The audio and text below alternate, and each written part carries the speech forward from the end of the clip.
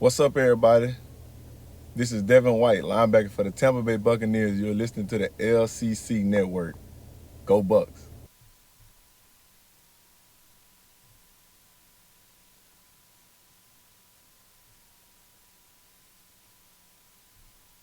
Hey everyone, welcome to the Commissioner's Clubhouse and the LCC Network for week 3 of the 2022 offseason. We've got our Groundhog Special episode here, as you can all tell on your screens right now. But with me today, before we get into that, I'm going to reintroduce a long-standing member of the LCC Network and a guy who's been on the show God only knows how many times, honestly. Probably only second to me. And it's Jameson. I got him back for our Groundhog Day special, where we used to do this years ago, James, like back in like 2018 or something, I want to say. It's been so long I had to ask you what it was. I can't even remember the last time I was on a Groundhog special. No, it's a unique one, and we'll dive into that in a little bit. But how are you doing? I'm good, man. I'm good. I'm getting old. I got glasses now. Got a new haircut because my hairline's receding. So, it's fun stuff to look forward to. Other than that, I'm doing great. Nice, man. You know, as we get older, I feel like hair is going to become less and less of a thing. You know what I mean? Well, yeah. So the places where you want it, Yeah. places where you don't want it, it becomes more of a thing. Yeah, exactly. Unfortunately. So exactly. It's getting out of control. It's going crazy. Getting out of control. Well, guys, before we dive into the Groundhog Day special, let's take a look real quick. I mean, this is already announced on Twitter, and of course, everyone in our league knows it. But I feel like probably not everyone saw the trailer, at least, for our new developmental league. First time ever we have done this for the semi-pro. So I'm going to let that roll real quick. Here we go.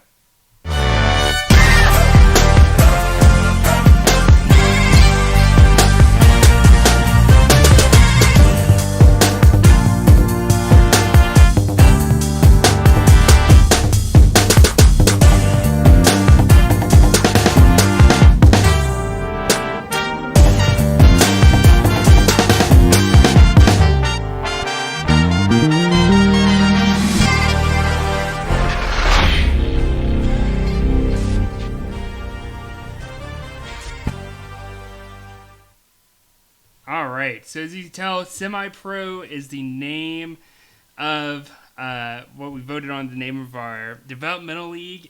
It's pretty much going to mimic the LCC for the most part. There's not going to be any keepers. The league will more than likely be smaller this first year as we continue to grow our brand in the league and get our name out there and so forth. But I think it's going to be a lot of fun. And of course, guys from the LCC can compete in there if they want to. If you got a friend who wants to join, and obviously we don't have the capacity to add them to the actual LCC, if you still want to play with them with our similar rules, like of course you can play. It's cheaper than the LCC. It's only $30 compared to $40. So I can't recommend it enough, man. If you know anyone at all that enjoys fantasy, even if they're new to IDP, it's a great place for them to learn. I would say the majority of people who get in there are going to have limited experience or unproven experience in our league, at least. And sometimes there's guys who come in our league who have the fantasy experience. They've been dominant in other leagues, and they continue to be dominant in other leagues. But this league is very different, and they struggle with that first year, maybe first couple of years. So definitely, I think this is perfect for anyone, for all levels. So if they get a pulse, bring them in.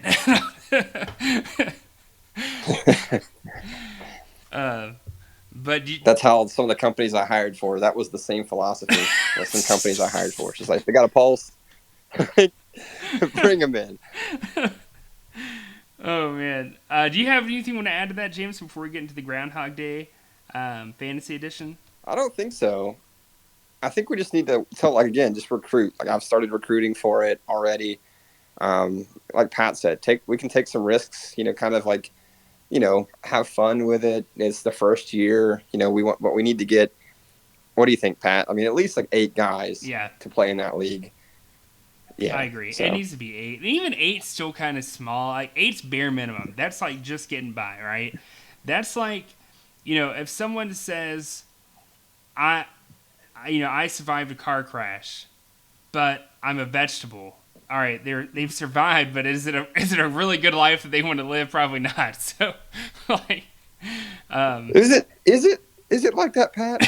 Is it? I mean, is that an exact? it's probably not exact. No, Is that it's an a little exact off. Just a metaphor? little off. Just I a don't think little it's that. off. That's probably not a good metaphor. Just ignore what I said. I mean, it's probably not even relatable, honestly, the more I think about it. Car crash victim playing in the 8-man fantasy league. We'll just skip the vegetable fantasy league. We just skip all that. Veggie Tales. That's what we should have named it. Oh, man. Let's get into it, Pat. Let's get into it. So to explain this to those who aren't familiar, the way the Groundhog Day Special works is that, we saw plenty of players underperform in 2021. So we're going to name a player that either we think who's going to continue to spiral kind of downward, or a guy who might turn it around, right? So same with Groundhog Day. The Groundhog sees the shadow. We get a couple extra weeks of winter. If he doesn't, then, spring comes earlier. So that's the deal here. And for me, I did have Jordan text me his since he wasn't able to join us this evening. I'll just go ahead and say Jordan's was Matt Ryan. He said he has a downward trajectory, and he said Odell is back to being a must start. I like that Odell take. I'm fine with that. I'll take the Odell take. That's cool. Yeah. So, Jameson, I'll let you say yours. It's Ezekiel Elliott, and I know that sounds kind of easy to be like, oh, well, he's not doing as well. But let me kind of paint the picture here. So he finished in the LCC as RB6 at the end of the year, right?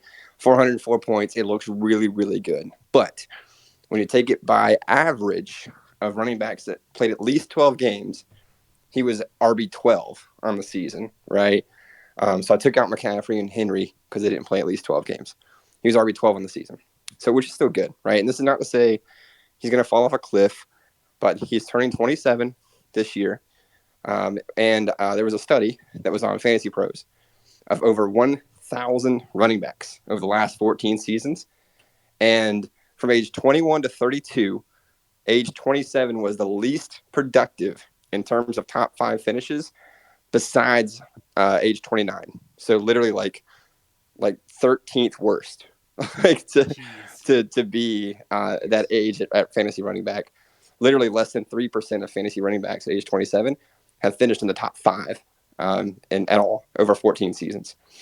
On top of that is his own production over the last 3 years. In 2019, he had 13 games with at least 29 fantasy points. Last year, he had 7. And then 2021, he had 6, right? So he's trending downward that way.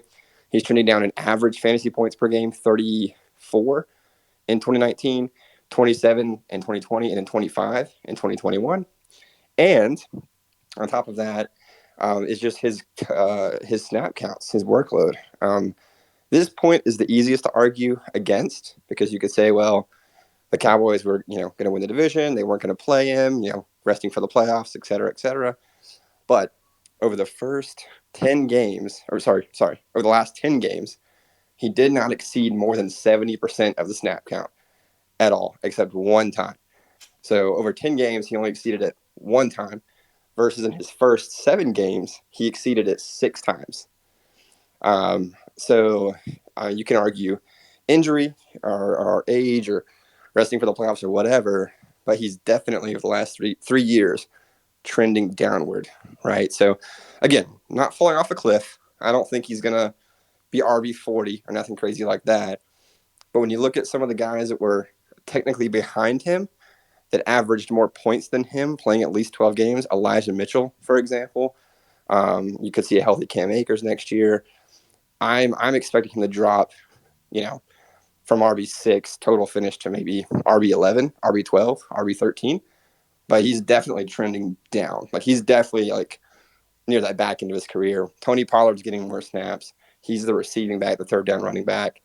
I just see him kind of slowly declining. Not like Todd Gurley, but he is definitely trending downward. Yeah, I can see that. So for me, I was actually like Jordan. I had said this to Jameson, I think, before I said it, or before Jordan texted me his answer. But I'm with him on Matt Ryan. I think he's going to continue to go down. I mean, this is a team that's in a really awkward state of affairs, and honestly, I almost think you could argue that they're in possibly more of an awkward state than Carolina is, in the fact that they should be rebuilding, but can they rebuild if they don't have a quarterback nor the draft pick really to get a quarterback? Plus, there's not that many quarterbacks in this draft worth drafting in the first round alone. So I'm kind of wondering, like, what does Atlanta do in the draft and free agency? Like, does anyone really want to go to Atlanta and play? I get that they're in an easy division now with Brady gone, but man, I don't know, dude. I'm really not high on him. Like, I think we're looking at like bottom of the barrel kind of fantasy numbers from him. But instead of doing the same one as Jordan, I'm actually going to go with a spur of the moment player I was just thinking about. And this is a guy that I got rid of, and I'm glad I did, and Amari Cooper. Amari kind of struggled with injuries and stuff, man. And at the beginning of the year, it looked like he could have a solid season. And it just, he can never get healthy. When he still wasn't getting the same amount of targets as he should have. And I'm interested to see kind of what Dallas does this coming year, because, they actually look pretty decent. I don't think they've proven that they don't need Amari Cooper, honestly. They can do without Amari in that offense. So I think he continues to play less and less of a significant role in their passing game. Yeah, he only 2 games more than 30 points last season. Kind of been bitten by the injury bug. Can you believe he's only 27 though? Like, he feels like he should be like Julio Jones' age. Like, Yeah, he's been in the he league for a literally while. does. He came in pretty young.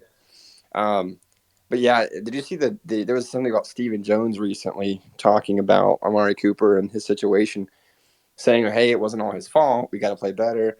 But then really kind of like digging in and saying, hey, he's like, for the way that he's paid and what he is, like, he should be performing at a higher level, right? So I've heard rumors about him being on the trade block. I mean, I don't know. I mean, I feel like Dallas is like in win now mode. I don't know if they're gonna Yeah. want to trade Amari Cooper, but yeah, I think he's one of the guys that I'm leaning away from in 2022. I'm going to go ahead and say this right now. Wherever Aaron Rodgers goes, I think there's a good chance Amari Cooper goes there too. Because Amari can play that type of role where you just need a big time star, kind of like how OBJ came in the later part of the year for the Rams. I think Amari could provide that to a team who's looking for like a veteran depth piece, a receiver with a really good quarterback. I think I could see that. Uh, yeah, I mean, he's definitely not like washed or anything. But I think you see the new guard coming in, right? The Justin Jeffersons, the CeeDee Lambs, the Jamar Chases. Like, he's definitely not that kind of guy anymore. Yeah. Well, let's go ahead and move on to the big event here. And we haven't advertised it that much, actually. This is also not only the Groundhog Day Special, this is the LCC Hall of Fame owner edition as well. So let me share my screen with Whoop, whoop. everyone so that people can see kind of what's going on here. Let's see if it'll load real quick. No, not yet. Go here. No.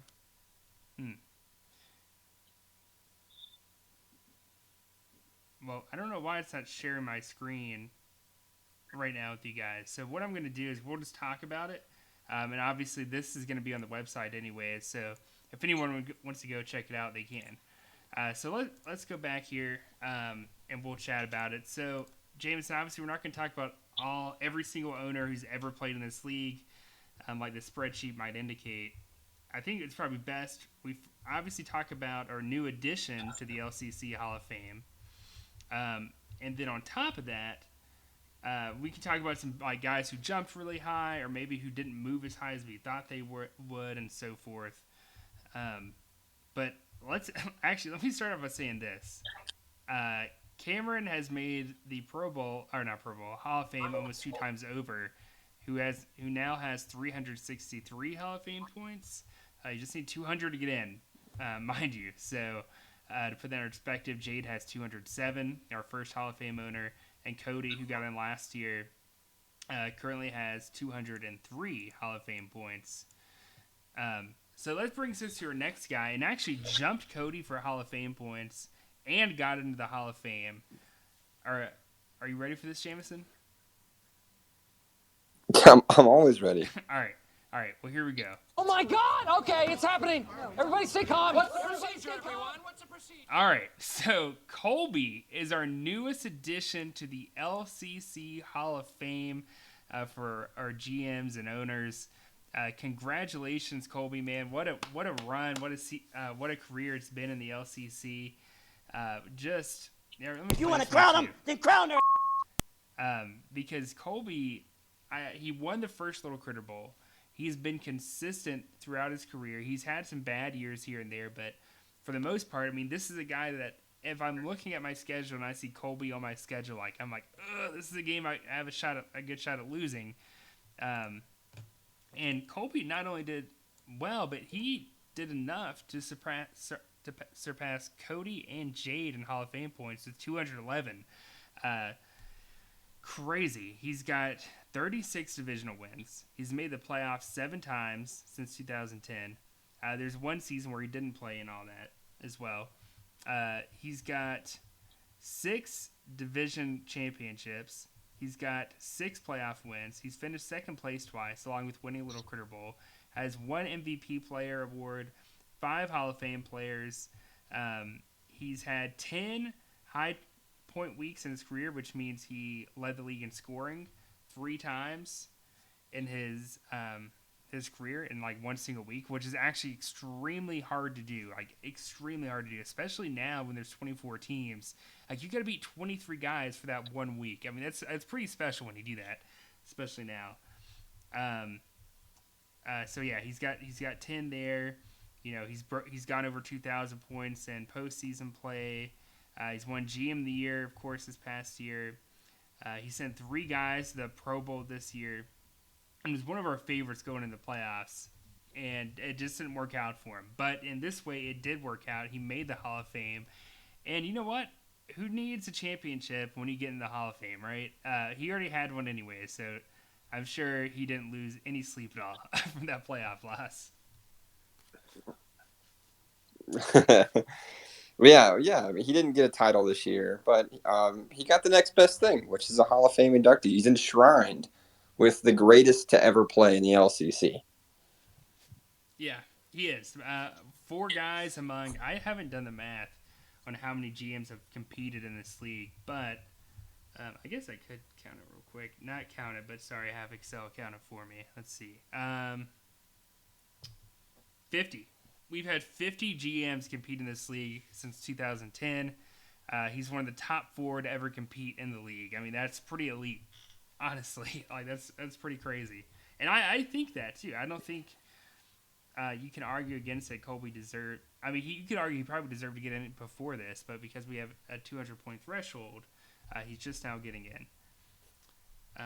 And then, interestingly enough... And not that interesting. I think we kind of mentioned this last year and probably the year before. But now, Matt is the front runner to get into the Hall of Fame. He's pretty close, honestly. I mean, he could get in this coming year.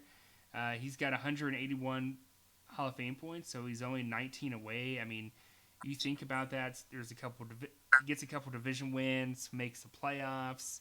You know, wins a couple playoff games, wins a Little Critter Bowl. Bam, he's in. You know. So very, very doable for Matt to get in this coming year. He's got some early draft picks too, so I think he's going to be making a push to not only win another championship to get his 3rd, but to finally get enshrined in the LCC Hall of Fame. And I think he's got a decent shot with those draft picks. Yeah, Matt, you know, he's already got 2. right? Like that's one of the big things kind of bolstering him there with his record is the 2 titles. And I think they were back to back, They if were. I'm not mistaken, Yeah. as well. So you get extra points from doing it back to back just because it's so difficult to do. And I say that, but then literally like 3 of our 4 Hall of Fame owners have done it back to back, I feel like. Yeah. So It's maybe kind of a trend now. I don't know. Once you win one, you're going to win a couple more. It's trendy. Yeah, it's trendy. Yeah, so Matt's right there. Like you said, one good season. Not even necessarily the Critter Bowl, but obviously that would lock it up. That would give him enough points to break that threshold. Yeah. So he's close. In 1 or 2 seasons, he should be there.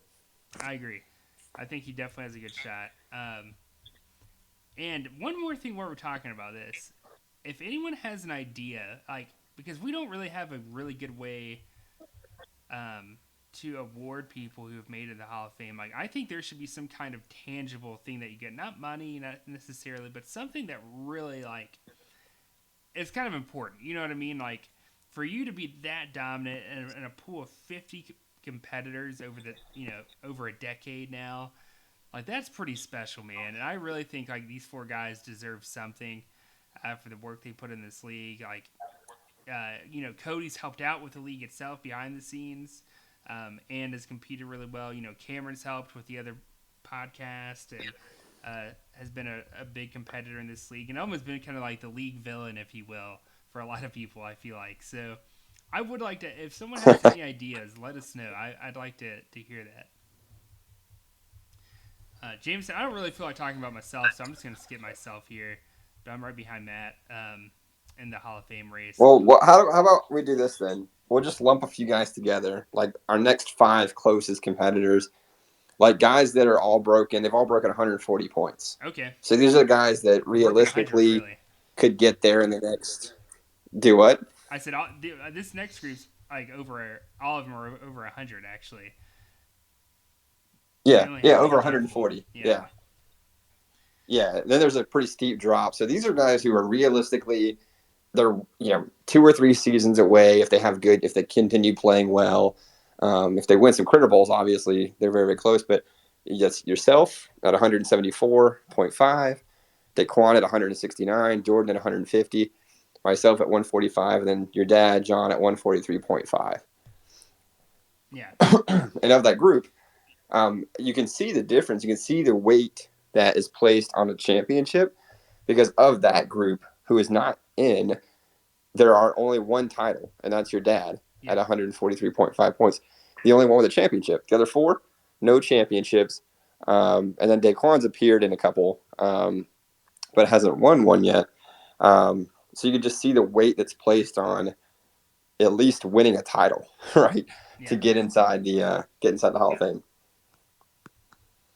Yeah. My dad, it's been a minute since he's been really dominant in this league. And I think part of it, too, is, like, there's a learning curve with IDP. And when we did that, that was pretty steep for him. It took him a few years. And then, like, I feel like it was, like, a year or 2 ago where he, like, overcommitted to his defense and his offense was garbage. And this year, it was kind of a mix of both. Like, he made some risky moves in the offseason, like, getting Sam Darnold in the offseason waiver wire and sticking with him for multiple weeks in the regular season, like, that's ballsy, right? I mean, that blew up on him, and he paid dearly for it. And he hasn't really moved in his Hall of Fame points. And it's crazy because there was a time where my dad led me, you, Jordan, and Daquan all in Hall of Fame points. And even Cameron, I think he led him. And we've all surpassed him over the past couple years. Now, how long have we been doing this, Jameson, like keeping up with the Hall of Fame? It's not that old. We started it when you still lived in Greenwood because we were at your house, kind of breaking down the outline. Jeez, so that was probably like 2016. Yeah, it was like 2016. Yeah, it's been at least 6. It's been at least 6 years, maybe even 7 years. It's been a little bit. Okay, never mind. It has been a minute. I'm just aging. I can't keep up with time, I guess. But God, does yeah. My hair's thinning. You can't keep up with time. We're getting old, man. Yeah, we really are. What are you gonna do? But I think that is a difference maker, though. None of us have a little Critter Bowl besides my dad, and his issue is that we're dominating some areas. he's lacking, right? Like, for example, I've got a bunch of divisional titles. Let's see, sorry, I've lost my track on the spreadsheet here. I have 8 division titles, right? I lead the league in division titles, but my dad only has 2 division titles. So, like, that's what's really hurting him there, which is interesting enough. But I guess you want to move on to the next group of guys who are kind of like right on the Yeah. threshold of So this 100. group, these 3 guys are guys that are currently, or these are guys that were in the league, have been in the league for a few years. Billy and Hunter are kind of up and coming. They've been in for a few years now. Billy at 92.5, Storm at 81.5, and then Hunter at 80, which was kind of surprising because Hunter had a lot of success there early on for Yes. this first few years. So I was really shocked to see him at 80. I thought he would have been a little bit higher by now. But this group here is same deal. No championships yet. I think Billy, he's been pretty successful in the playoffs a couple times. But this is the group that they're a little further out. They're going to have to start kind of piecing together some like back-to-back, like division championships, conference games. They need to get that little critter bowl. Like they need to kind of start kind of rattling off some of those things. But they're on a good pace, though. I mean, they're obviously haven't been in the league as long as the guys ahead of them, right? So they're on a solid pace for what they've done so far. Yeah. Hunter, at a time, dude, had the highest winning percentage in league history. I mean, really had dominated, in fact. And then it just kind of went downhill, I guess. Like I said, it was like a top 3 type deal, and he's dropped to 4 in the overall rankings, which is still good. I mean, out of like 50 GMs who competed, like 4 is still good. It's still like 62.7. But almost all those losses have been in the Yeah, that's past 2 really good. years. It's just been recently, the last couple of years. And really, not even 62% is a this really past good. year, he still went over. He still had a positive winning percentage. It wasn't like he had a terrible year. He just barely missed the playoffs. And the year before, he did really bad. It's just not the 10 and 11 win season that we're used to from Hunter. That's what it really comes down to. We're used to seeing those 10 wins, right? But 62% is still a really good winning percentage. And just because they're further away, again, they're on a good pace. It's just that they haven't been in the league for a decade, like some of the other guys ahead of them. So Yes. they've got to work their way up to that. But I think there's a lot of hope for those 2 guys for sure. Yeah, I mean, Billy's been in the league 6 years, and he's already got 92.5 fantasy points. So, another 6 years, mathematically speaking, on average, he'll be right there on the cusp of getting in. I mean, I wouldn't be surprised if he gets in before then, but and maybe even same for Hunter. But, I mean, that just goes to show you it takes a while to kind of get up there. There's a lot of different things. For example, like, you don't just get Hall of Fame points just for having like 50 wins, career wins. You have to get 50 career wins within 84 games played, which is roughly, I guess, 60% winning percentage in your career. And then, it goes up from there from other,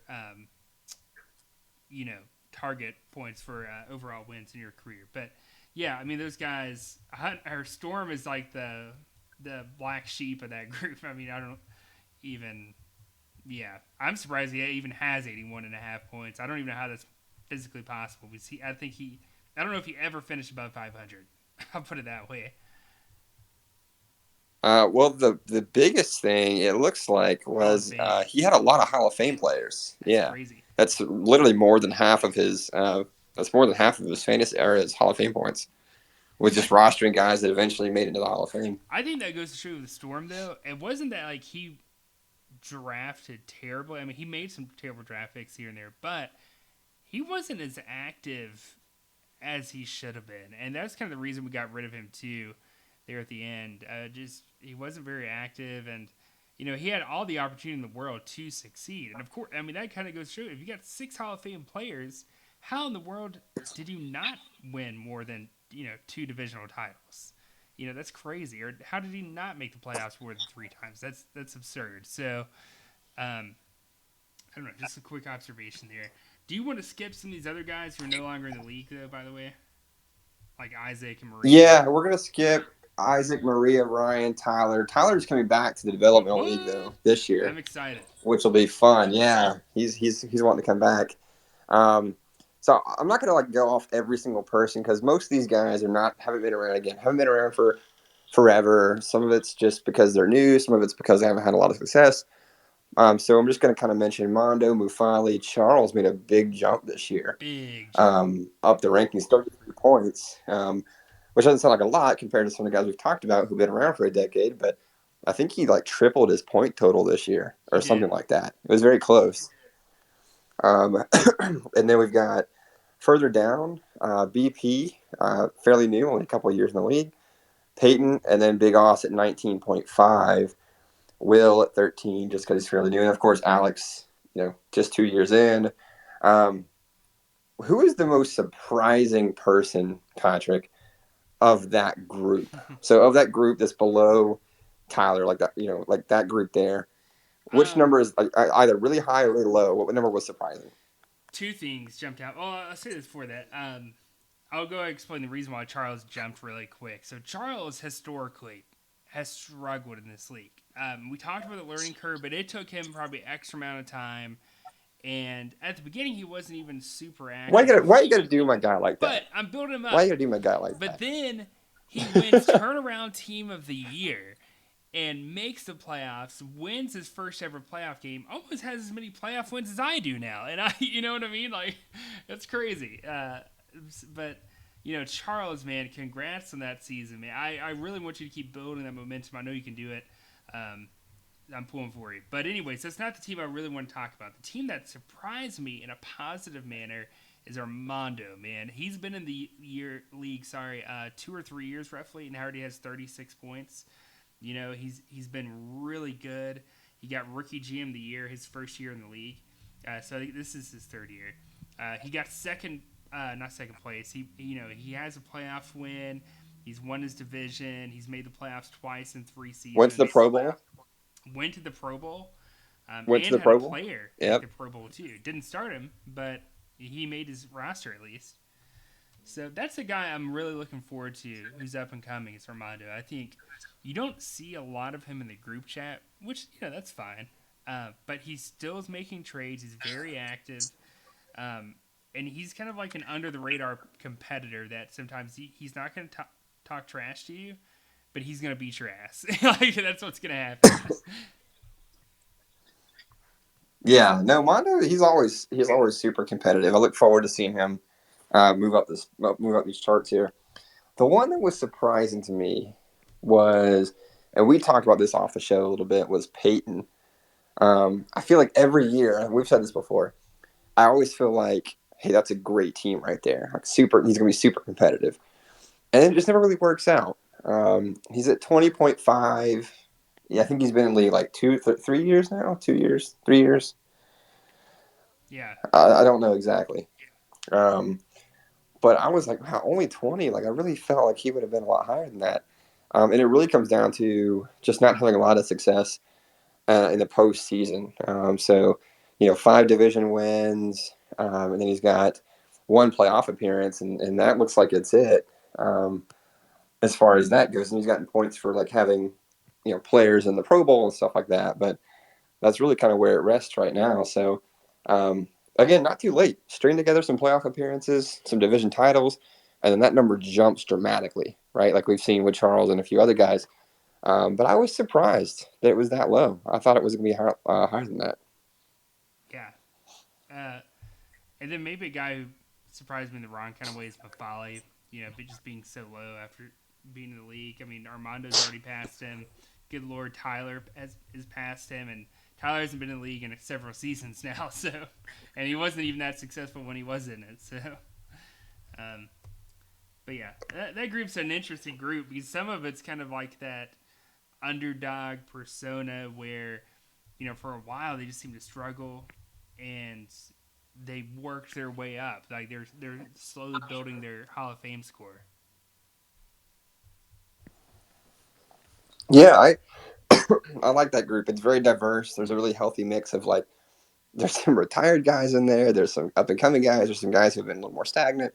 But that's kind of the next like that group and the group ahead of it, that Hunter, BP kind of group is going to be the guys who are kind of coming up in the next 5 or 6 years.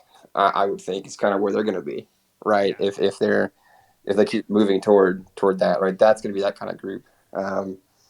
Maybe a little bit longer, 5, 6, 7, 8 years. But it'll be exciting to watch. And of course, some guys are just so new; they just haven't had a chance yet. Alex, has 9 points, but Eddie's got 7 points. Matt McCarson, but obviously it's just one season. John at 1.5, CJ at 1, but obviously they'll continue building that, as they play more in the league. So Yeah. it'll be fun.